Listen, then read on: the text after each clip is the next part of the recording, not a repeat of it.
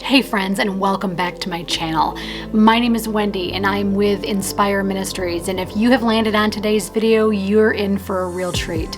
Today I want to talk to you about what it means to profit by this trial, what it means to be prepared to profit by everything that we face in our lives. So if this is something that interests you, come on in. Let's just get into the video. Job knew a little something about trials. He knew something about pain, difficulties, setbacks, and loss. And I know a lot of people who are opposed to reading the book of Job in the Bible because, let's face it, it's a hard read. Job knew some things and he went through some really hard situations. And especially if we're going through those same situations in our life, we certainly don't want to read about someone facing those because it reminds us of our own situation. Job knew very well all about these things, and he knew by manner of experience.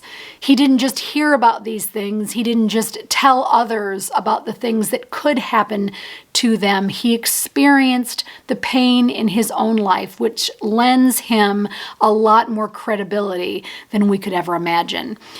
In chapter 34 of the book that bears his name, Job's friend Elihu, Elihu, was speaking to him and says something very interesting. After hearing Job complain and cry out in desperation to God, pouring out accusations for the horrible condition that he finds himself in, and Elihu, after listening to all of the other friends of Job's give irrational advice, he steps on into the scene to offer a new perspective.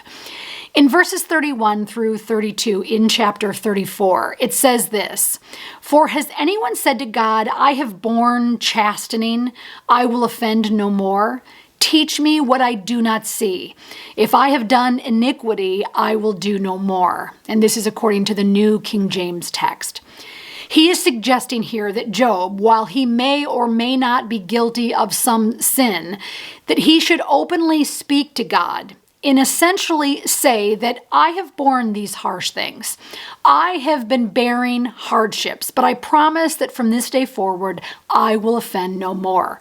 Show me what I've done. Show me the things in my life that I might not see, mistakes that I have made, ways that I'm living that might not be honoring to you, God. If I have done wrong, I commit to doing them no more.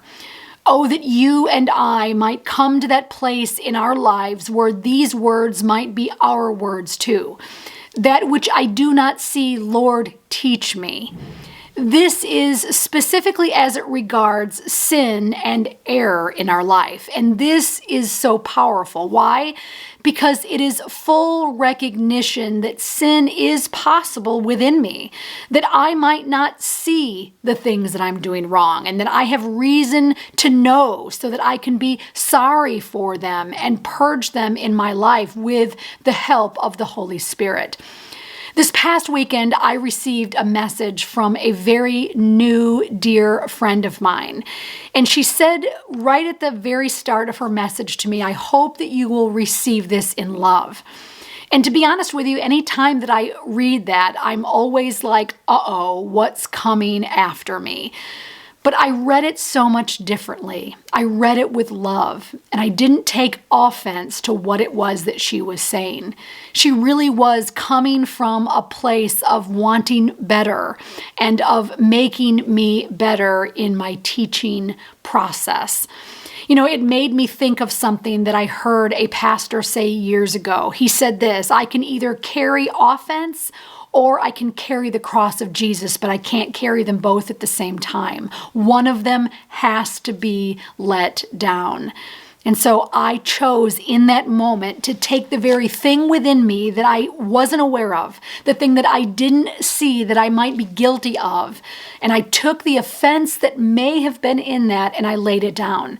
And I said, I'm going to receive this with love because that is the way that Jesus would behave. And listen, friends, it wasn't easy to come to that conclusion.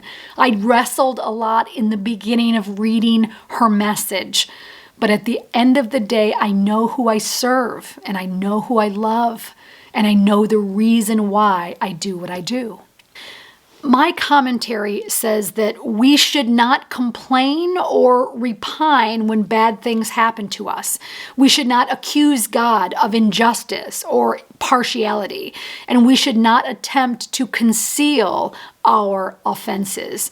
Instead, we are to ask God to show us where we've messed up, to show us where we have missed the mark, and to make us well acquainted with the areas in our lives where we may have disappointed Jesus, and especially when it has to do with sin.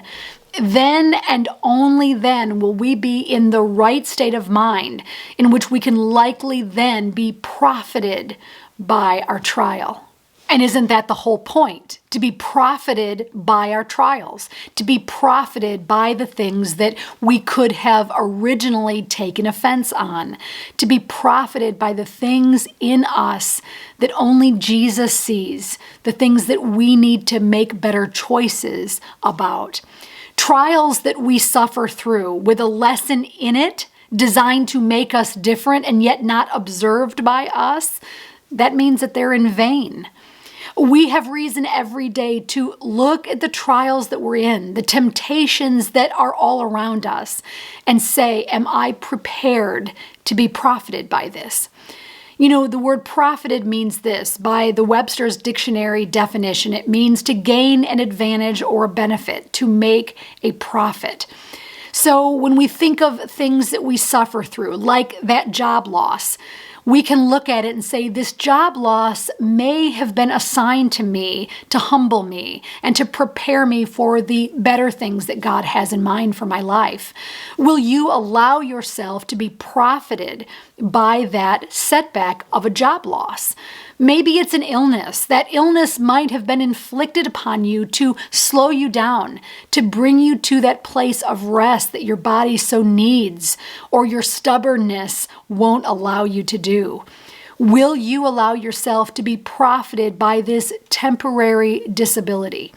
Whatever it is that you are facing, whatever trial, whatever situation, whatever circumstance, whatever loss, whatever tragedy that you feel like you are enduring, I need you to know these two truths. One, you are never alone.